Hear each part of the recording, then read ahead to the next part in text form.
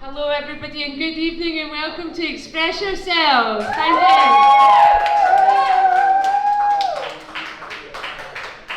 Alright, yeah, let's go. I'll do a rap at the end because I did promise. That seems fair. Such intense lighting now. It's daytime. Everyone's doing COVID poems, so I wrote a bunch of poems, but I'm just going to do one of them. And it's entitled, COVID Hardly Novid. There you go, it's terrible, thank you though. Oh, God bless. Right. What will I tell them I did while the world was ending? Scrabbled together scraps of hope from cutting out and colouring cardboard, hunched over headlines with dead eyes, heart a slow, solemn thud. My phone's just done.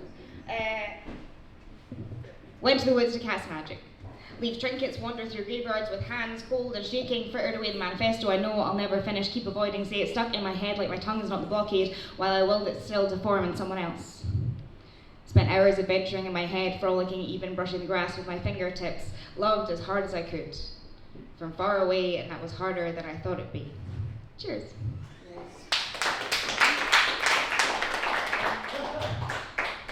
Where's Carla? How long do you want me to do? Just as long as you feel comfortable. Oh, that's such a big question. I could listen to me talk forever. Right. I'll do a couple of poems from this, and then I'll do a weird a cappella version, which you can have a little call back and response if you really want. I don't know how to do that. But we'll try. Anyway, poems first, right.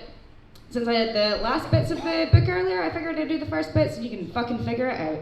Prologue. Evelyn Marble sits, doorstep drunk.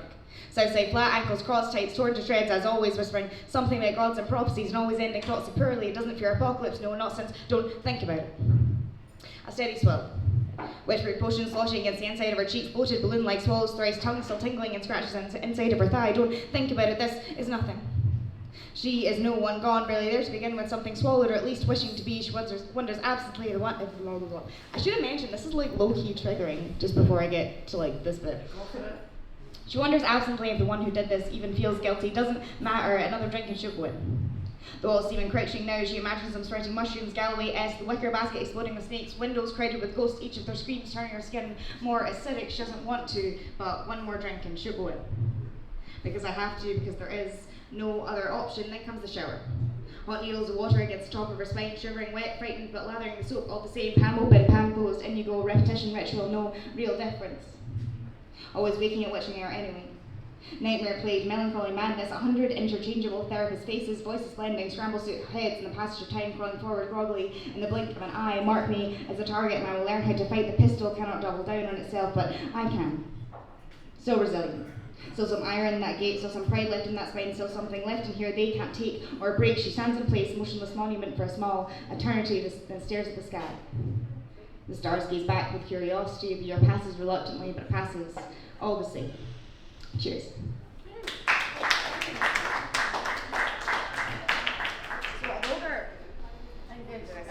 Touch that wee button that makes a noise. Is it good? I think it's a wee thing we can do to make it stiffer. I think I just accidentally put it off because I'm I don't even know. Right. Introduction to the characters. So, again. Kyle and I met in high school. Queer kids in small towns always seem to glob together, I guess, tied by their quiet loneliness. The weight of abyss of ignorance always trying to take hold of us, but holding on to each other, well, it makes it easier. Having someone always makes it easier. It's dead important. That's what my therapist says. Solidarity. A tangible sense of community can make even the most grotesque garden greens. We still keep in touch. He makes time for me every Saturday. We drink gin, watch crap TV, fall over laughing, lamenting that night never has to end. Marie's my uni friend. An intellectual bisexual with a penchant for the medical. Yes, she seems sensible until you get her out, but there's a charm to being around people when they let their hair down, isn't there? I really admire her. And she always keeps collected. Takes the time to know where her head is, always funny, empathetic, a real tour de force, and then of course there's Pam. She's just this girl, you know? We've been talking for a while. I think it's something. I don't want to talk too much in case it isn't, but I like her. I mean, I really, really like her, like more than butterflies and those telling heart thuds. She makes my shoulders drop, my heart hurt less. I mean, it's probably nothing, but well, I am a little smitten. I like the way she makes me laugh. Hides her own secret smirks under quizzical eyebrows, elaborate punnery paired with the gutter perfectly. The fountain of knowledge that seems to spring so carelessly, carefully poured over pages, related effortlessly. She is a sponge of information, soaks in everything. I'm an engine, only take when I need to get by. She has the softest sigh. Chin in the palm of her hand, sort of dreamy-eyed, there are star clusters in them, I'm sure of it. I'd follow her into oblivion, frankly, any day of the week. When she kisses my cheek, it's like unicorns are real, all the love songs make sense. I finally understand why people like marmalade. Have you ever had a kiss just like that? Even just one? I think the phrase they use is life-changing. Cheers. So I'm going to do a little rap. It's going to be weirdly a cappella. If you would like, I'm only going to do the chorus once, and it's going to be weird with me singing it alone, but it's going to be fine. You can say it along with me. Yeah, what is it? The lyrics go, let's burn Parliament.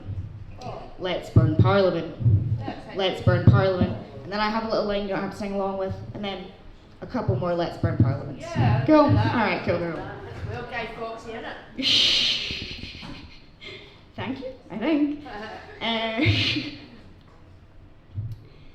Here comes apocalypse, so gather up your scattered wits, catch me in the Lazarus pit, down, dirty, dangerous, a torrid dance with the abyss, a crack of light that's too slow to hit. I'll dangle on your parted lip to keep you from the nervous twitch. Pissed and purposeless, ineffective kitchen witch, look for signs and symbols in the scorch marks on my baking mitts.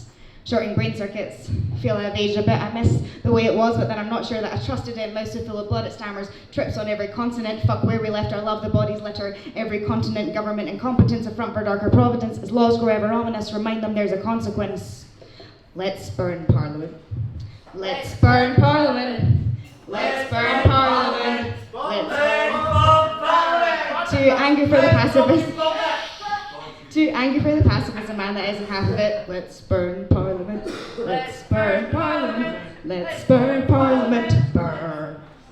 To anger for the pacifist, a man that isn't half of it. I reach inside my throat and gather embers like a fire pit. Rage turns to requirement as life becomes more violent and I struggle in the wind against this red internal riot. Carnage is as carnage does. I'd want something different, but if they can only read in blood, let's get something written. I'm a font of indecision, but even in my perilous cowardice, I devour this need for disempowerment, hunger for some recompense, make them feel that detriment, the pain of all my broken friends, the panic when we wait with dread, the poison that I take to bed, the hospitals all bathed in red. I want the cabinet fucking dead. No, anger's not the answer, but I can't live in the question, and this body is no weapon, but that'll change, I reckon. Get their grip on power, lesson, get to planning insurrection, building better from the ashes. Let's frankly learn some lessons, no mystery where the problem is. Let's burn Parliament. Let's burn Parliament. Let's burn Parliament. Let's burn Parliament. Let's burn Parliament. Cool. Thanks, guys. I've never done a call and response. I was very clumsy, but you did great. Thank you very much. Okay, so next we have the wonderful Crystal, who has first time performing.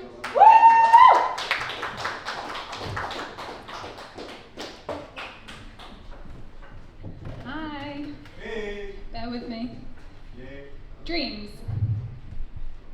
Fox chilling in the house, goes to leave and starts ravaging all the dogs on the farm. Looks like my aunt's, Janet's, because there are dogs housed everywhere. Very disturbing. Switch to me blaming the adults because they let the fox in the house in the first place. Second dream. I am with my friend Eleanor. She wants to get physical, explaining it's her first time with a woman. I'm put off by her being a bit skinnier than me. Also, she has what looks like a member or a bulging something shaped clip, and where her pubic bone is, there is a dimple with red, clear liquid in it. I say I think it's too soon for me to have sex with anyone else.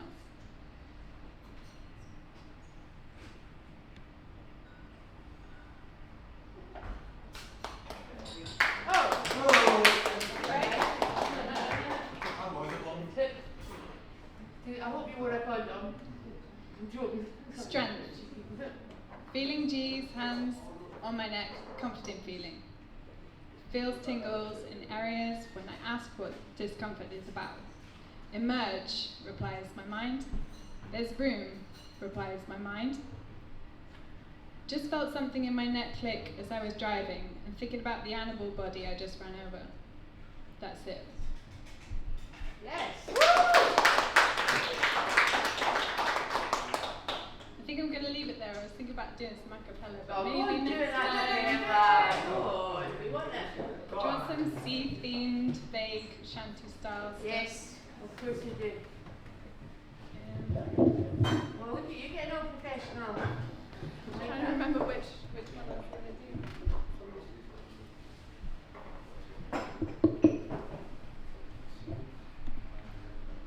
When I woke. You can also do call and response if you're feeling that vibe. No pressure.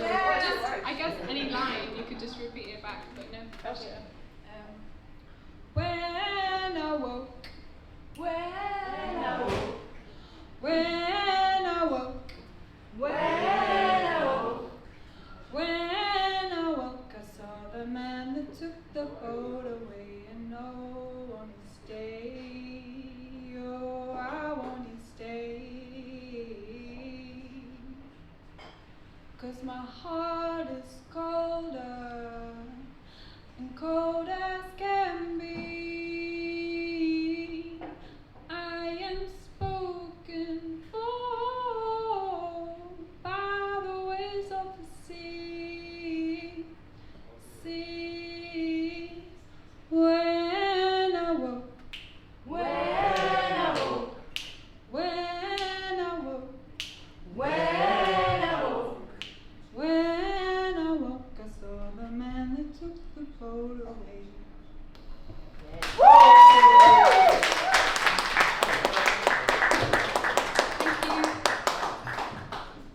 Thanks, Crystal. That was amazing. That was beautiful, Crystal, especially the acapella. Thanks so much. So next up we have the wonderful Brian, who's going to give us some more of his poetry. Apparently it's from when he was, what, 16 years old, he told me? Oh, yeah. We're going to do some 16-year-old poetry. Brian. Yes, and Brian's bell, which you need to take with him. This is a wee trip here. Can I take this with me? This is a wee trip here. I went and received a wee pal tonight that tells me that I shouldn't really have the mic in there. If I can recite off the cuff. Anyway, so I wrote this poem when I was 16 years old. I'd been taking a lot of drugs at the time, and LSD was one of them. So anyway, I wrote this poem about LSD being taken to court. You know, so the first poem I ever wrote, and the one that I went and got up the next morning, and I said, oh my God, it's got 26 lines in it. That's a really long poem, you know what I mean? And considering the poem that I told earlier on, 34 years later, goes on for 15 minutes. But anyway, right, let's go for this. Right, sorry, blabbering. Standing in the dock is Mr. LSD for the death of a brain which is now a P. As everyone knew it had to be said, this teenage lad would soon be brain dead, as he went for a trip almost 3 times a week, and would always come back after reaching his peak. But then this one was different. This one's a 1. 10 acid tabs just for some fun. So his trip began in the usual routine with a quick trip to space which he'd already seen. Then moments later, things grand. Then moments later, things grew stranger. A bad thought appeared which spelled out danger. But his brain was wasted and he could not spell. What planet he was on he could not tell. For the whole night long he did not speak, but travelled on till he reached his peak. He did not come down, but travelled on till the cockerel crown sounded at the crack of dawn. So his parents awakened and came downstairs to find their son's brain had been used for spares. His mother felt faint as the room revolved, as she wept for her son whose brain had dissolved. His mother felt faint as the room revolved, as she wept for her son whose brain had dissolved. So there you have it, Mr. LSD.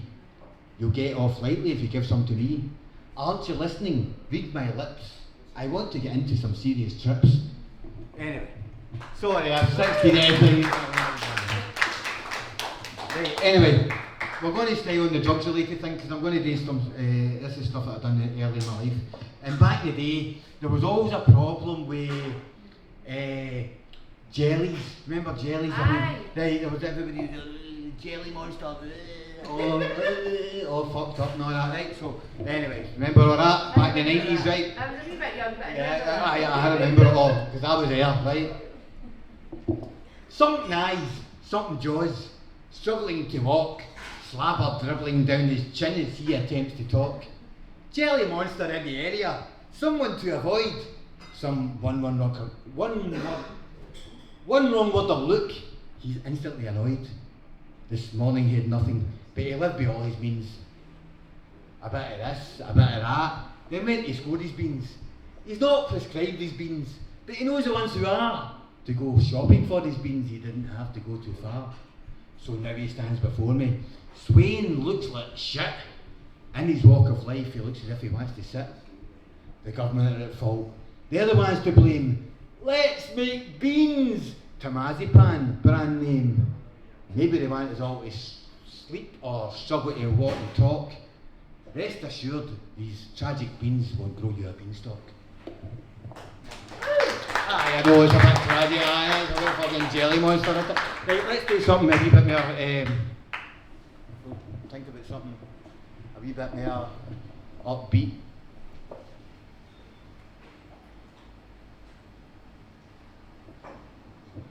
This is a bag of shite. I just wrote this as a quick one, just to, I'm thinking of a cheery one. As the days would go by one, really try to make them fun. Do your best in every way through trials and tests every day to keep a smile upon your face. When people are vile, don't lose the place. Don't be rude, just widely grin. With this attitude, you'll always win. Right. I'm going to finish up there. Thank you very much for your time, and it was really nice to talk to you, and thank you.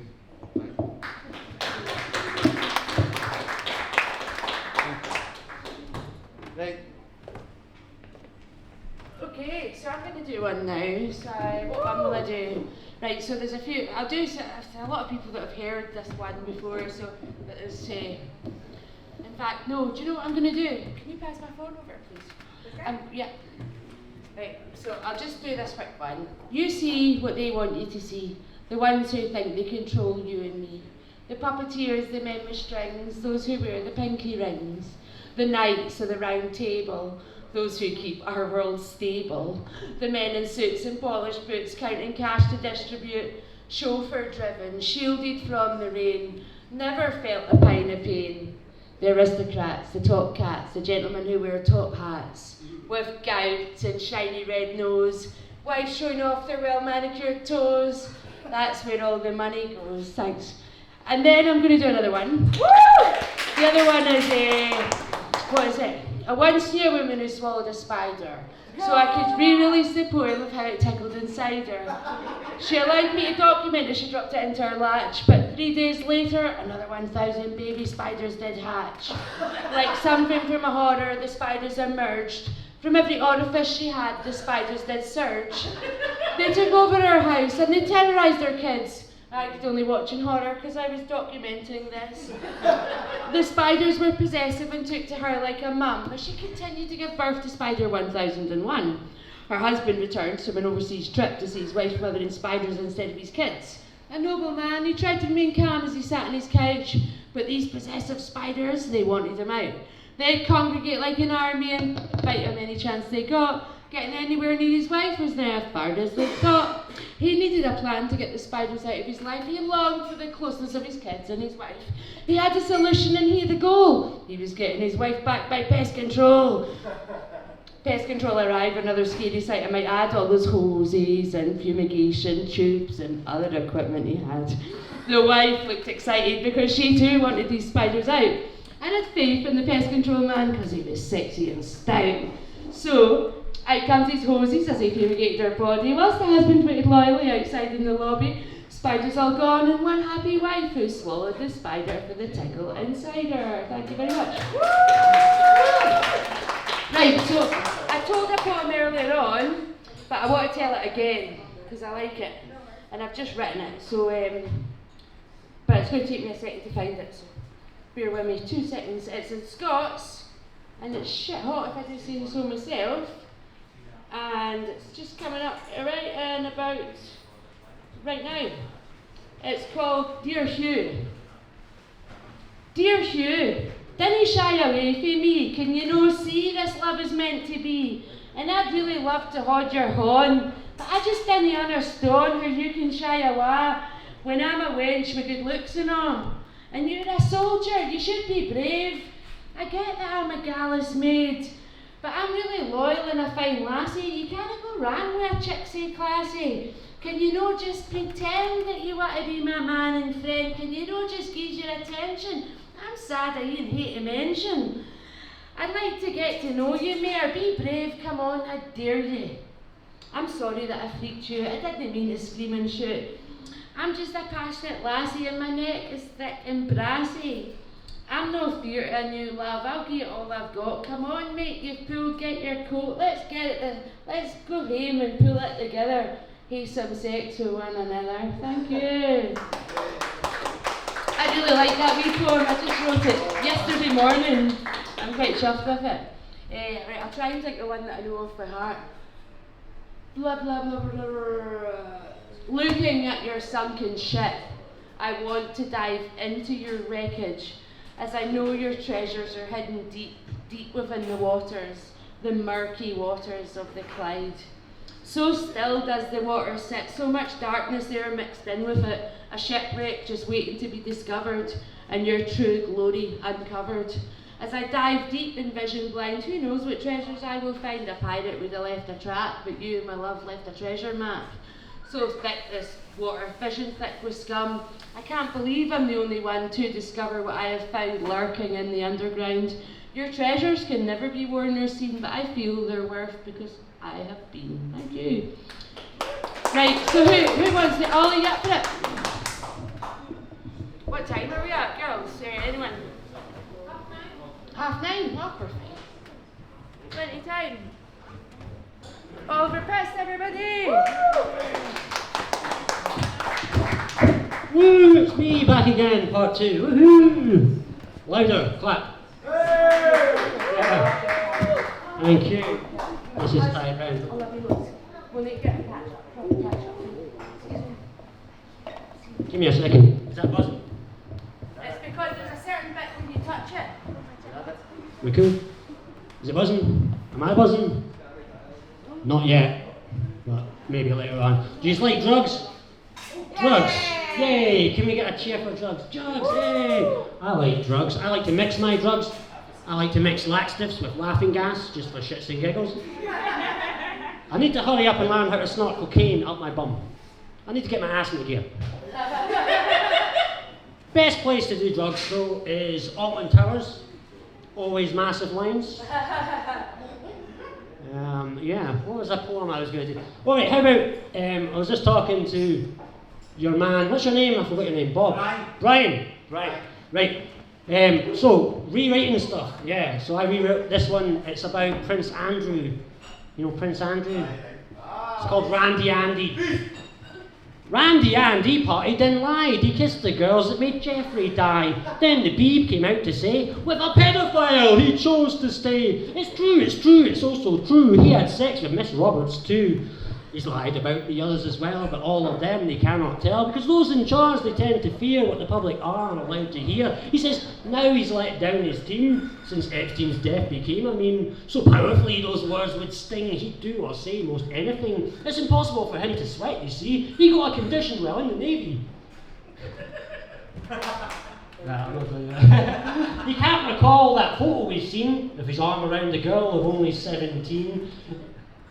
I have no recollection, he did confess. No, I'm sorry. I have no recollection, he did profess. It can't have been me, I was at Pizza Express. That's what Andy tried to say, but we don't believe him anyway. I tend to think we'd rather not. We catch that nonsense, let him rot. Those that know who he knew well know Jeffrey didn't kill himself.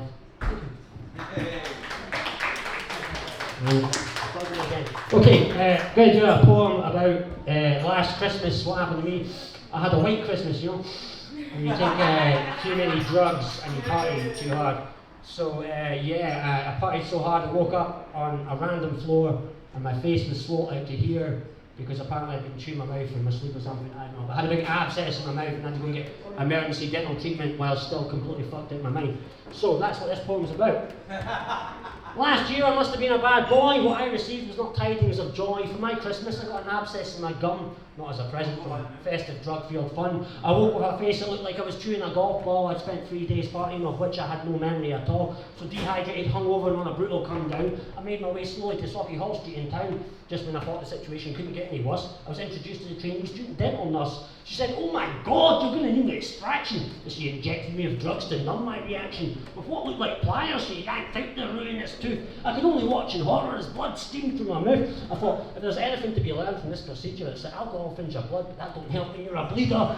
I closed my eyes and waited for it to just be all over. Then I attempted to regain some composure. I staggered around and stumbled outside. When the cold air hit me, I hit the ground. Passers-by tried to help me, but on closer inspection, I looked and sounded like I should be sectioned, mumbling pleas of help through my numb face, whilst rolling about like a jakey all over the place. I crawled on the pavement in search of reprieve, aware of the scenario I couldn't conceive, when sudden inspiration struck me just like a flash. A taxi. This plan went nowhere when I realised I had no cash. Stranded there wondering how the hell I was ever going to get home. When my pocket started vibrating, I remembered I own a phone. I thought, quick, I must answer this call. A chance to explain about the drugs, the tooth in my fall. Looking at the screen through blurry eyes, got up in a number I did not recognise. I pressed the green button, but to my dismay, was all I could say. Like a bad Rocky impersonation on Boxing Day. My utter disappointment I just could not mask when I heard a pre-recorded voice robotically ask, "Have you been involved in an accident? It wasn't your fault." I heard, "Show me a wound so I can pour in more salt," thinking, for fuck's sake, whatever next. I hung up the phone, still feeling perplexed, when salvation came in the form of a text. "Where are you?" Those were the words. Check the number, oh, it's my bud. "Come and pick me up," I was quick to reply. Then I explained how it all went awry. As I waited for my lift, I had a chance to reflect. In the power of speech, I had this newfound respect. You see, words can be powerful when you choose to use them. It's an appreciation that's gained when one day you lose them. Oh! That's me done. Thank you. CARLA! Thanks, Ollie. That was fucking brilliant. I love Ollie so much. Who's next? Who wants it? What about you? Hunter? No, right, okay. What will we do with the drunken sailor? What will we do with the drunkards? That shanty was brilliant, wasn't it? I don't know what to do now, so what one will I do? Can you pass my book over? Thank you. Right, it's just that one. Tale of a female. Hell have no fury like a woman scorned. Every man knows and has been warned. With rage and strength in her eyes, hell be mend you if you make her cry. The female of the species is more deadly than the male.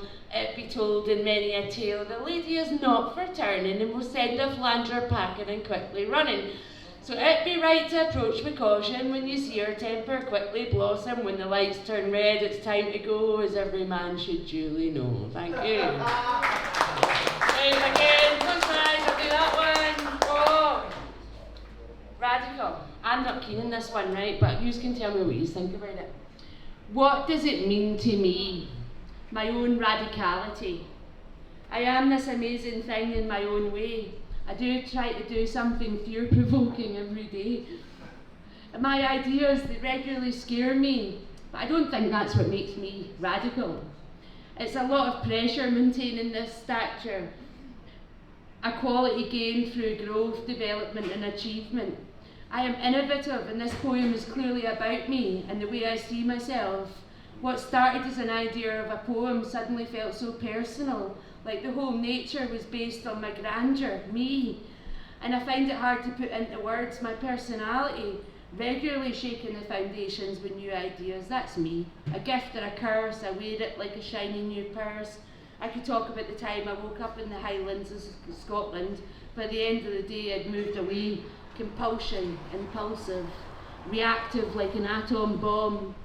A revolutionary decision in my life choices, one I didn't give much thought to, or at least not for long. Some of the best ideas are the ones that scare you, but we show no fear, and that's what's radical to me. Who's the most radical person I know? It's my mother. My mother invented me, and she's radical too, see? And in these radical times, we call up on radical ideas. We think radical thoughts and have radical fears. Radical things happen. Progression itself is radical. How could it not be radical? What does it mean to me?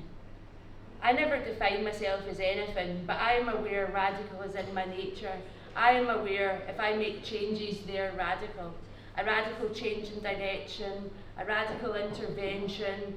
Radical is what I am because of what I've been through, where I've come from.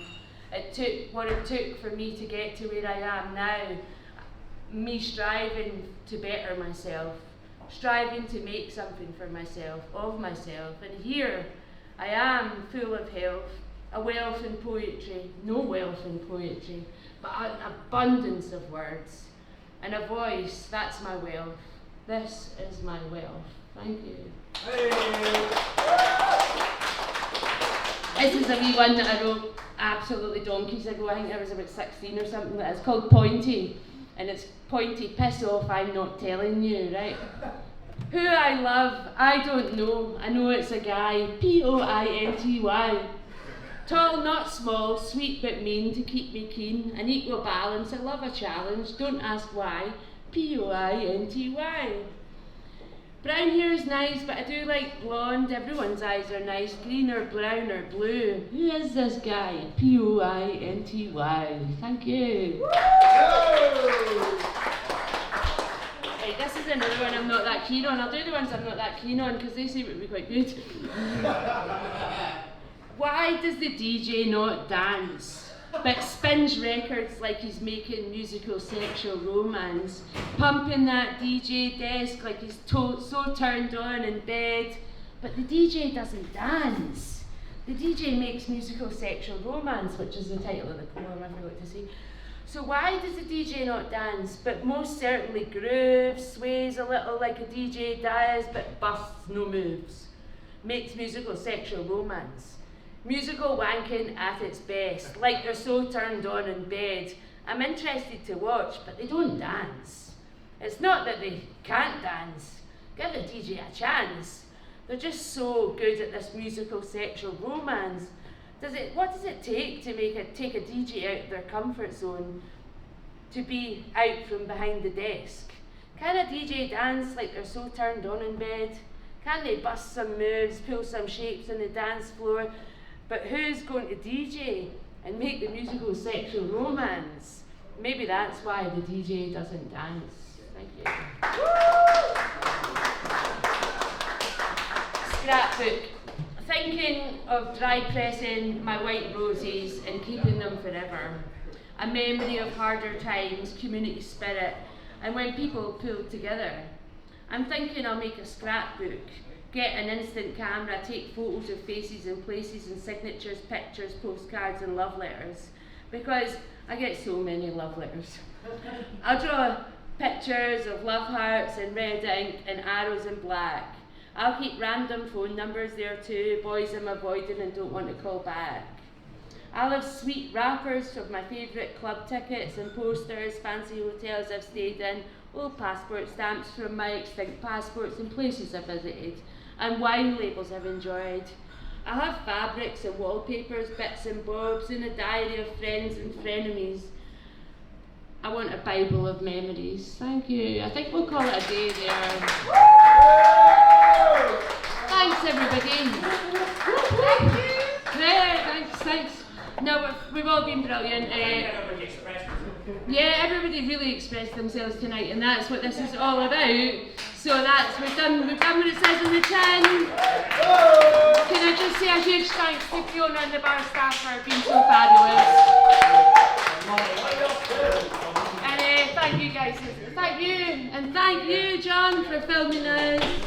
Hold on a minute. Hey! Thank you, everyone. Thank you, Carla. Thank you. Perfect. And that's it. Have a good time. Thanks. If you want.